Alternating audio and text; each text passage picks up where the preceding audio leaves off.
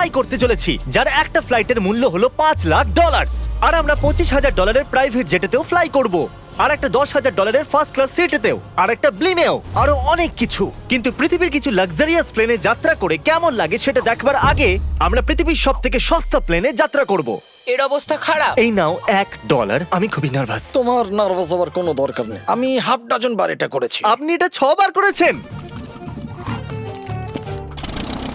এর আওয়াজটা loan mover ইঞ্জিনের মতো কেন?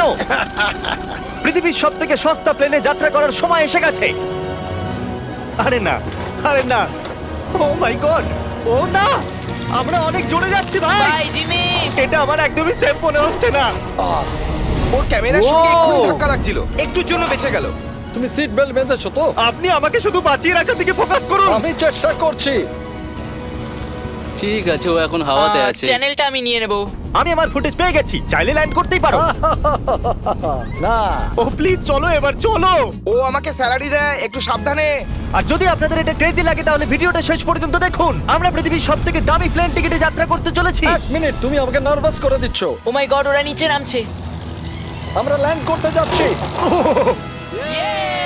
মাটিতে চলে এসেছি, আমরা বেঁচে গেছি। আমাদের পরের প্লেনের ফার্স্ট ক্লাস টিকিট হলো $1,000। তাহলে ব্যাপারটা এই হলো বয়স, আমি সমস্ত ফার্স্ট ক্লাস টিকিট কিনে নিয়েছি, তোমরা যেখানে খুশি বসতেই পারো। তোমার কি একটু মিরাকেল মিস্ট লোশন চাই? কেন? কারণ এটা ফার্স্ট ক্লাস ভাই, খুবই ঠিকই আছে। যত্ন।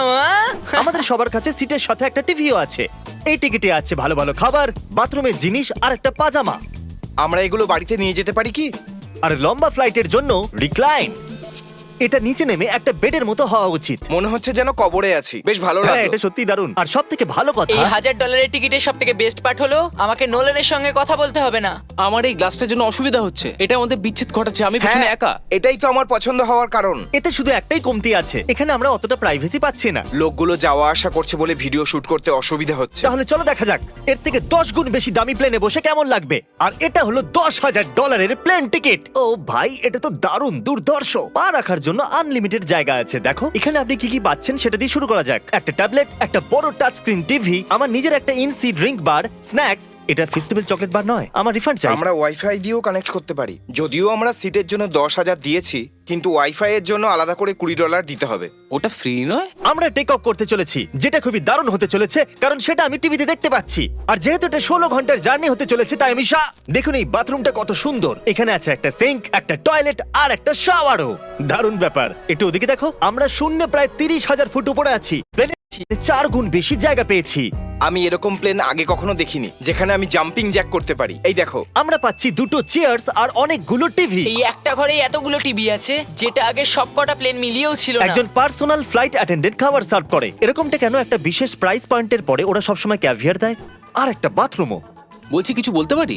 এই বাথরুমটা আমাকে হতাশ করলো। এখানে কোনো শাওয়ার নেই, হিটেড ফ্লোরসও নেই, আর সাইজও অর্ধেক। আমার মনে হচ্ছে $10,000 ফ্লাইটটা বেশি ভালো ছিল। তোমরা ওরা সব সিটকে বেড কেন করে দেয় না ভাই? তাহলে প্রাইভেট প্রাইভেট, ভাই এটা তো ইয়টের মতো। এটা তো অসাধারণ। এটা তো সত্যি অসাধারণ। তুমি একটা ক্রেজি জিনিস জানতে চাও? এখানে একটা নয়, এমন 4টে রুম আছে। এখানে লাউঞ্জ এরিয়াও আছে, ভাবলাম এটুকুই থাকবে। গাইজ একটু এদিকে এসো। এটা কোন ঘর? এটা লিটারালি একটা লাউঞ্জ এরিয়া, যেখানে অনেক স্ন্যাক্স আর একটা বড় টিভি আছে। আর যদি ক্লান্ত হয়ে পড়ো তাহলে একটা দারুন বাথরুম। এটা একটা না, হচ্ছেটা কি আমি কিছু বুঝতে পারছি না।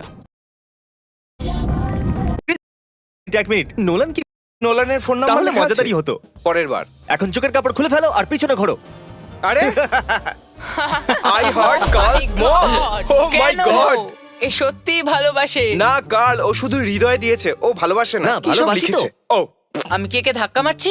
ও, এটা তো নড়ছে।